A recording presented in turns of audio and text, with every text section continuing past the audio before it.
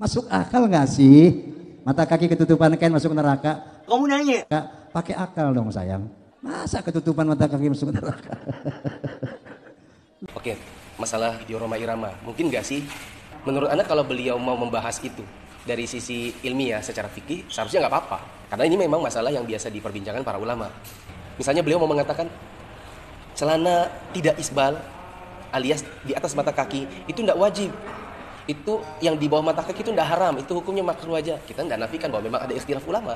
Ada ulama yang mengatakan laki-laki tidak boleh celananya di bawah mata kaki. Ada yang mengatakan makruh saja. Mengangkat celana di atas mata kaki itu bukanlah wajib, itu sunnah aja. Kalau bahasanya kayak gitu tidak apa-apa, sah-sah aja. Karena memang ada ikhtilaf ulama. Meskipun kita katakan yang lebih tepat adalah wajib di atas mata kaki dan haram hukumnya di bawah mata kaki. Kenapa? Karena dalilnya banyak. Anda pernah nulis. Ada riwayat Nabi SAW mengatakan ma asfala minal ka'bain fa finnar. Celana di bawah mata kaki, dan tidak mungkin celananya ya yang diancam ini, pasti orang yang memakainya.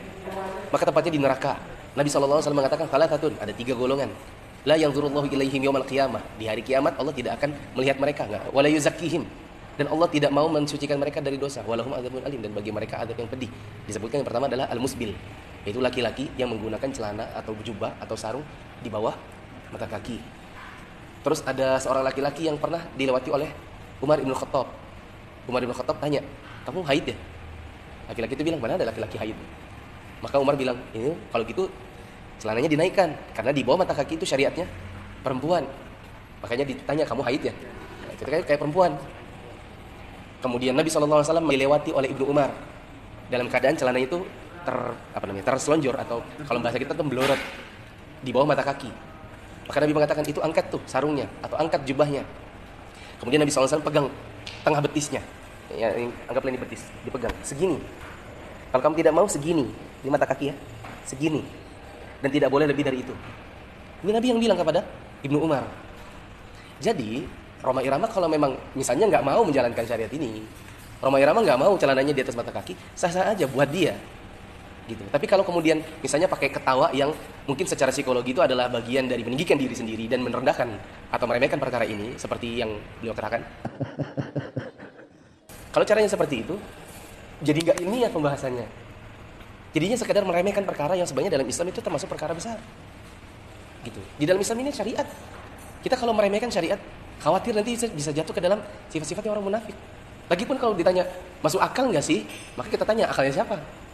Kalau akal kita yang belajar ke negeri ulama, kita yang duduk di Masjidil Haram, duduk di Masjid Nabawi, belajar hadis kepada para ulama yang ada di Hayat Kibar Ulama misalnya, maka bagi kita itu masuk akal.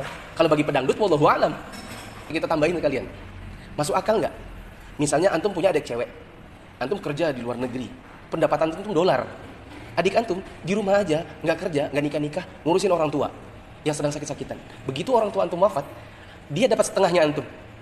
Sudah antumnya laki-laki kerja di luar negeri, pendapatannya dolar, nggak ngurusin orang tua, begitu bagi warisan, ternyata antum 2 kalinya adik antum yang capek-capek ini. Masuk akal nggak? Harusnya nggak masuk akal. Kalau menurut pertimbangan kita, itu nggak bisa, nggak masuk akal. Yang benar justru sebaliknya, adik perempuan harusnya dikasih 2 kali lipat, ya nggak? Tapi dalam Islam itu masuk akal. Tergantung akal siapa yang dipakai. Akalnya orang sipilis nggak masuk, sekulis, sekularis, pluralis, liberalis nggak masuk. Tapi akal orang yang belajar agama, yang ngerti bahwa konsekuensi syahadat, asyhadu an la ilaha illallah, asyhadu anna muhammadar rasulullah adalah mempercayai apapun yang Nabi katakan, mengikuti apa yang Allah dan Rasulnya tuntunkan, mempercayai sesuatu yang Nabi sebutkan meskipun nggak masuk akal. Itu konsekuensinya. Jadi di akal kita masuk. Belajar IPA nggak dulu kan?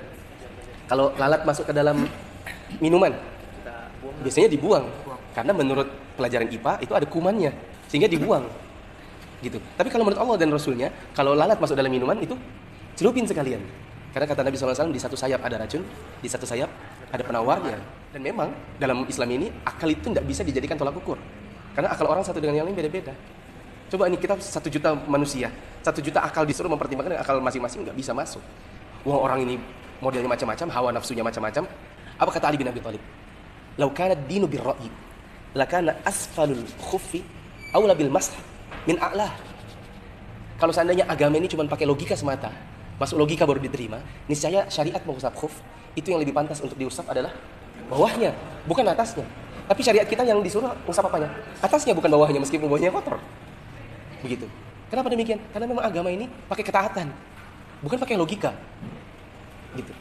Sekali lagi, kalau pakai logika siapa? Logika penuntut ilmu? Apa logika pedangdut yang menghabiskan waktunya hanya untuk ngarang lagu? Last but not least, untuk para Omah Irama. Kalau Anda ditanya, apakah Anda percaya bahwa ada seorang laki-laki namanya Isa bisa lahir tanpa ayah?